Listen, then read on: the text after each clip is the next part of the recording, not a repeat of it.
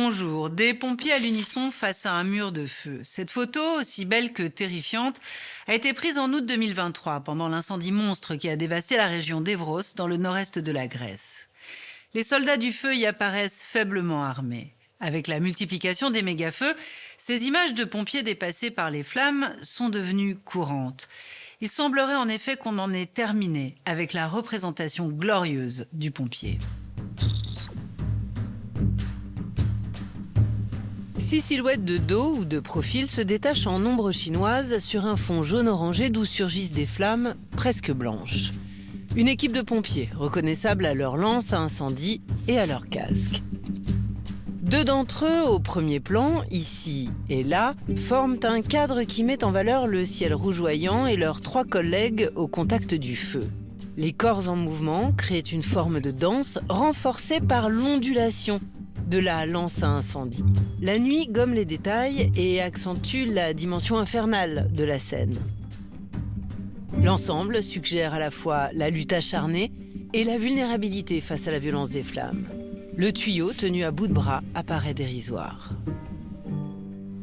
Nous sommes dans la nuit du 21 au 22 août 2023, près du village de Makri, à une dizaine de kilomètres d'Alexandroupoli, un port du nord-est de la Grèce, tout près de la frontière turque. Dans la région, tout brûle depuis 4 jours, y compris une zone protégée pour sa richesse et sa biodiversité, la forêt de Dadia. Le photographe qui saisit cette image ne sait pas encore que ce feu va durer 16 jours, le plus vaste incendie que l'Union européenne ait connu jusqu'alors. Le dernier et le plus dévastateur de la série des méga-feux qui ont ravagé la Grèce en cet été 2023. Méga-feu, un terme hélas de plus en plus familier pour désigner un incendie hors norme, dont la vitesse et l'intensité de propagation le rendent incontrôlable. Ces images nocturnes de pompiers à contre-jour se sont multipliées ces dernières années. Elles coïncident avec la fréquence accrue de ces méga-feux. En 2023, ils ont flambé au Canada, au Chili ou encore en Espagne, comme ici, à Tenerife, sur les îles Canaries, exactement à la même période. Le méga-incendie historique de la région d'Evros a fait brûler plus de 90 000 hectares, soit l'équivalent de la ville de Berlin, et tué 20 personnes. Il a fait l'objet d'une importante couverture médiatique par la presse internationale. Les photographes étaient donc nombreux sur le terrain, mais notre image a retenu l'attention de l'agence Reuters parce qu'elle raconte une histoire bien particulière.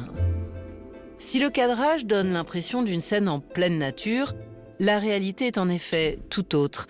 Le feu est à une dizaine de mètres seulement d'une clinique accueillant des malades chroniques en fauteuil roulant et parfois paraplégiques, incapables de fuir sans aide médicale. Les flammes approchent et tous n'ont pas encore été évacués. Une charge supplémentaire sur les épaules des pompiers, démunis mais combatifs. Cette urgence maximale, le photographe l'a vécue en direct. Alexandros Avramidis est grec et il travaille pour l'agence Reuters. Il a voulu témoigner de la mission quasi impossible des pompiers cette nuit-là pour sauver les patients de la clinique. Il raconte son choix de mettre graphiquement en valeur le courage des soldats du feu.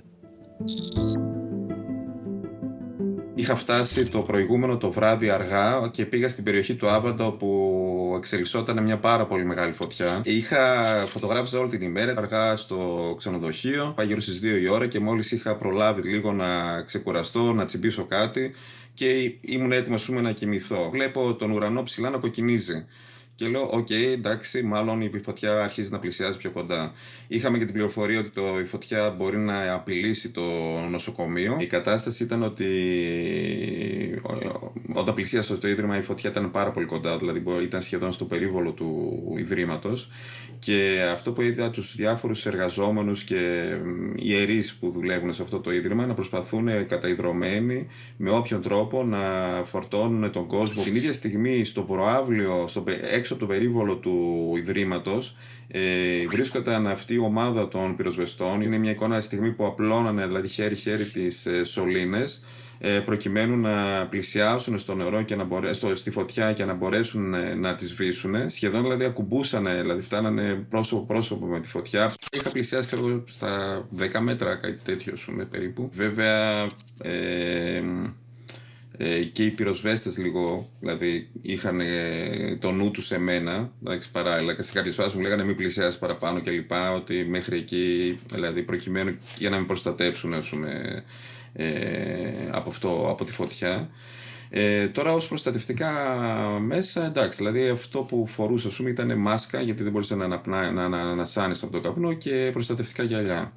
Εντάξει, και παράλληλα μια ενδυμασία η οποία, εντάξει, δεν έχω ειδική ενδυμασία. Είναι ένα πεδίο που πρέπει να πας στιγμή, θα πρέπει να έχεις κατά νου την ασφάλειά σου, και παράλληλα θα πρέπει να έχεις και κατά νου και τρόπους διαφυγής σε περίπτωση που κάτι ξεφύγει από αυτά που ήδη, ας πούμε, έχεις σκεφτεί. Στην προκειμένη περίπτωση με τις φόρμες των πυροσβεστών και τις βλάσεις που μπορεί να υπάρχει εκεί τριγύρω. Γονατίσει, προκειμένου να μπορέσω και να φαίνονται καθαρά οι φόρμες τους, να διακρίνονται από το περιβάλλον που υπήρχε, αλλά και αισθητικά, ας πούμε, προκειμένου, ας πούμε, να δοθεί ένα μεγαλύτερο μέγεθος, ας πούμε, στην ηρωική προσπάθεια που κάνανε οι πυροσβέστες. Ναι, εντάξει, ότι ουσιαστικά ήταν μία από τις πιο δυνατές φωτογραφίες εκείνης της βραδιάς, εκείνου του γεγονότος. Αποτυπώνει περισσότερο από κάθε άλλη την δραματικότητα της στιγμής. Μία από τις φωτογραφίες της ημέρας εκείνης δηλαδή είναι κάθε μέρα η πλατφόρμα του Reuters διαλέγει κάποιες φωτογραφίες που ξεχωρίζει από όλο τον κόσμο, που θεωρεί ότι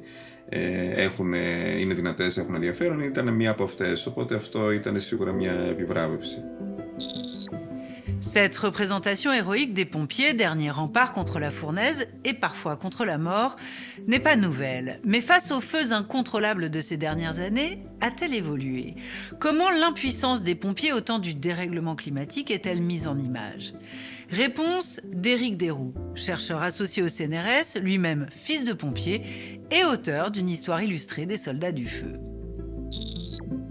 Cette photo d'un incendie à Makri en Grèce, elle est assez extraordinaire, d'abord parce qu'elle est à contre-jour, on voit des silhouettes, des petites silhouettes. Le fond est entièrement embrasé, donc on est vraiment en enfer, on est au cœur des flammes, c'est assez incroyable.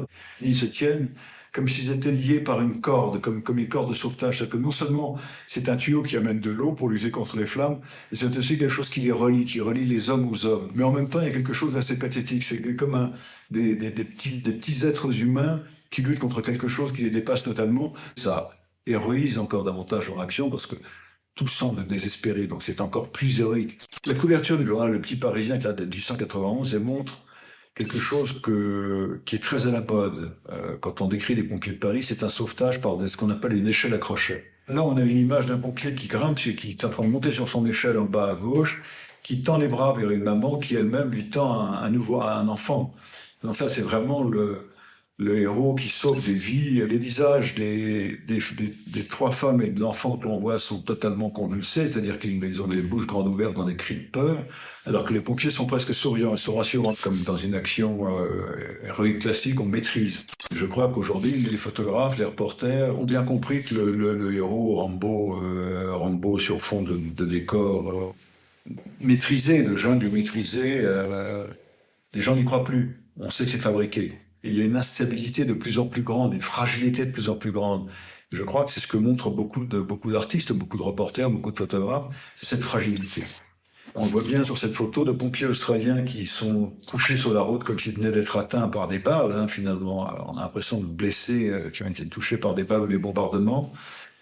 En fait, je suppose que ce sont des pompiers qui se reposent. Donc ça demande une tension physique, nerveuse, totale. Et on peut bien, y compris dans les photos d'intervention à Paris, il y a très souvent des photos de sapeurs qui sont sur le trottoir complètement KO, comme ça, avec le casque en train de se reprendre.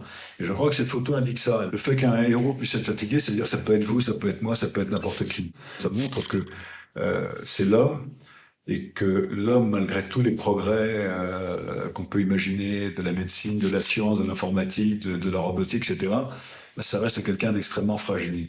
Et qu'une fois de plus, ces catastrophes naturelles, les tremblements de terre, les tsunamis, les raz-de-marée, les feux, nous renvoient au fait que l'homme est un des éléments de la nature, et qu'en tout cas, il ne maîtrise jamais. Le photographe Alexandros Avramidis est resté 2 semaines supplémentaires dans la région pour témoigner de la voracité des flammes et du désarroi des habitants. Avec notamment une autre catégorie d'images. Elle représente de simples citoyens tentant d'éteindre les flammes, comme cet agriculteur ou ces villageois dont le geste a été saisi par un autre photographe. Ces photos suggèrent la faiblesse des moyens de l'État grec, vivement critiqué tout au long de l'été. Pour venir à bout de l'incendie, le pays a dû solliciter l'aide de l'Union européenne, qui a notamment envoyé 11 avions et plus de 400 pompiers en renfort. En juillet-août 2023, les feux ont ravagé plus de 150 000 hectares en Grèce. C'était une enquête de Caroline Comte pour Le Dessous des images. Salut à tous.